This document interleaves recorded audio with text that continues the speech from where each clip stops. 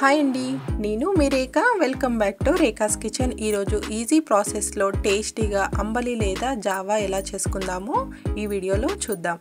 ఇలా చేసిన జావా మనకు హెల్త్కి కూడా చాలా మంచిదండి.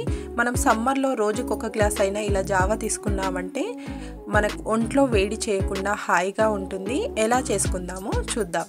జావా లేదా అంబలి చేసుకోవడానికి ముందుగా ఇలా స్టవ్ పైన ఒక బౌల్ పెట్టేసుకొని నేను 3 గ్లాసెస్ వరకు జావా చేస్తున్నానండి. మనం ఎన్ని గ్లాస్ చేస్తే అన్ని గ్లాసుల వాటర్ వేసుకోవాలి.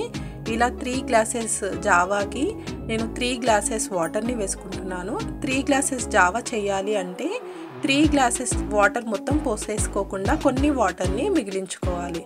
ఇలా ఈ మిగిలిన వాటర్తో మనం పిండిని కలుపుకుంటే మనకు జావా కరెక్ట్ థిక్నెస్ వస్తుందండి. అందుకే ఇలా కొన్ని వాటర్ని తీసి పక్కన పెట్టుకోండి. అలాగే మనకు టేస్ట్కి సరిపడా సాల్ట్ కూడా వేసుకొని వాటర్ని మరిగించుకోవాలి. నేను ఈ సైజులో ఉన్న స్పూన్తో 3 స్పూన్స్ వరకు రాగి పిండిని తీసుకుంటున్నానండి. మనం జావాని రాగి పిండితో చేయాలి. అందుకే నేను ఈ సైజులో ఉన్న స్పూన్తో 3 స్పూన్స్ వరకు రాగి పిండిని తీసుకుంటున్నాను. టేబుల్ స్పూన్స్ అయితే 6 వేసుకోవాలండి. నేను పెద్ద సైజులో ఉన్న స్పూన్తో వేసుకుంటున్నాను కదా, అందుకే 3 వేసుకున్నాను. ఈ రాగి పిండి మనకు మార్కెట్లో దొరుకుతుంది, లేదా రాగులు తెచ్చుకొని ఒకసారి బాగా వాష్ చేసి ఎండలో పెట్టైనా మనం పట్టించి ఇలా పిండిగా రెడీ చేసుకోవచ్చు.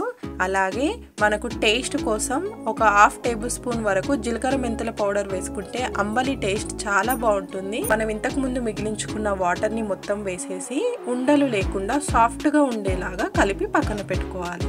ఇలా సాఫ్ట్గా కలిపి పక్కన పెట్టేసుకొని వాటర్ మరుగుతున్నప్పుడు ఈ రాగి పిండిని మరొకసారి స్పూన్తో బాగా కలిపేసి మరుగుతున్న వాటర్లో వేసుకొని కుక్ చేసుకోవాలి. రాగి పిండి వేయగానే కలపాలండి, లేదంటే ఉండలు కట్టేస్తుంది. ఉండలు లేకుండా సాఫ్ట్గా ఉండాలి అంటే మనకు అంబలి రెడీ అయ్యే వరకు మనం కలుపుతూ కుక్ చేసుకోవాలి. అలా కలుపుతూ కుక్ చేసుకోవడం వలన మనకు ఎక్కడ ముద్దలు లేకుండా సాఫ్ట్గా వస్తుంది. రాగి పిండిని వేసిన తర్వాత ఒక 2 మినిట్స్ తర్వాత మనకు తిక్కుగా అవ్వడం స్టార్ట్ అవుతుందండి. ఇలా తిక్కుగా అయిన తర్వాత స్టవ్ ఆఫ్ చేసేసి ఈ జావా మొత్తం చల్లగైన తర్వాతే మనం తాగాలండి. వేడిగా ఉన్నప్పుడు తాగొద్దు. చూసారు కదా, 2 మినిట్స్ తర్వాత మనకి ఇలా తిక్కుగా అవుతుంది. ఇలా తిక్కుగా అయినప్పుడు స్టవ్ ఆఫ్ చేసి మనము ఇప్పుడు ఈ జావాని చల్లార్చుకోవాలి. చూసారు కదా, పైన మీగడలాగా వస్తుందండి. అలా పోవాలి అంటే మనం గరిటతో బాగా ఒక 1 మినిట్ పాటు బాగా తిప్పామంటే మనకు సాఫ్ట్గా అవుతుంది. ఇలా రెడీ అయిన జావాని పక్కన పెట్టేసుకొని మనం వీటిలోకి మజ్జిగని రెడీ చేసుకుందాం. జావా ఇలా డైరెక్ట్గా అయినా తాగొచ్చు, లేదంటే మజ్జిగ వేసుకొని తాగినా కూడా మనకు చాలా బాగుంటుంది. ఇలా ఒక బౌల్ తీసేసుకొని పెరుగుని తీసుకుందాం. నేను పెద్ద స్పూన్తో 3 స్పూన్స్ వరకు పెరుగుని తీసుకుంటున్నానండి. మనం ఇలా గట్టిగా ఉన్న పెరుగుని తీసుకుంటే కొన్ని వాటర్ని వేసుకొని మజ్జిగలాగా చేసుకొని మనం జావాలో కలుపుకోవాలి. ఇలా 3 స్పూన్స్ వరకు పెరుగుని వేసుకొని విస్కర్తో సాఫ్ట్గా అయ్యే వరకు కలుపుకోవాలి. ఇలా విస్కర్తో చేయడం వలన మనకు పెరుగు సాఫ్ట్గా మజ్జిగలాగా అవుతుందండి. ఈజీగా అంబలిలో కలిసిపోతుంది, ఎక్కడ ఉండలు లేకుండా సాఫ్ట్గా ఉంటుంది. ఇలా పెరుగు తిక్కుగా ఉంటుంది కదా, ఇలా తిక్కుగా వేసేయకుండా కొన్ని వాటర్ని వేసుకొని కొంచెం సాఫ్ట్గా లూజ్గా అయ్యే వరకు కలుపుకోవాలి. ఇలా విస్కర్తో తిప్పామంటే మనకు ఈజీగా మజ్జిగలాగా రెడీ అవుతుందండి.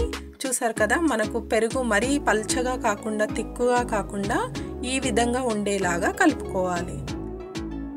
ఇలా బాగా కలిపేసి మనం ఇంతకుముందు జావా చేసుకున్నాం కదా, ఆ జావా మొత్తం చల్లగైన తర్వాతే మనం ఈ మజ్జిగని జావలోకి కలుపుకోవాలి. ఇలా రెడీ అయిన మజ్జిగని ఒకసారి బాగా కలిపేసి మనం చేసి పెట్టుకున్న జావాలోకి వేసేసుకొని విస్కర్తో ఒక 1 మినిట్ పాటు బాగా తిప్పామంటే మనకెక్కడ ఉండలు లేకుండా జావా సాఫ్ట్గా చాలా బాగుంటుందండి. జావా తిక్కుగా కాకుండా లైట్గా కాకుండా కరెక్ట్గా ఉంటుంది. మనం 3 గ్లాసెస్ వాటర్కి 3 స్పూన్స్ రాగి పిండిని తీసుకుంటే మనకు జావా కరెక్ట్గా వస్తుంది. ఇలా రెడీ అయిన జావాని మనం గ్లాస్లోకి తీసుకొని తాగేస్తే టేస్టీగా ఉంటుంది. ఇలా జావాని సమ్మర్లో రోజుకు ఒక్కసారైనా తీసుకున్నామంటే మనం హెల్తీగా స్ట్రాంగ్గా ఉంటామండి. మనకు ఒంట్లో వేడి చేయకుండా హాయిగా ఉంటుంది.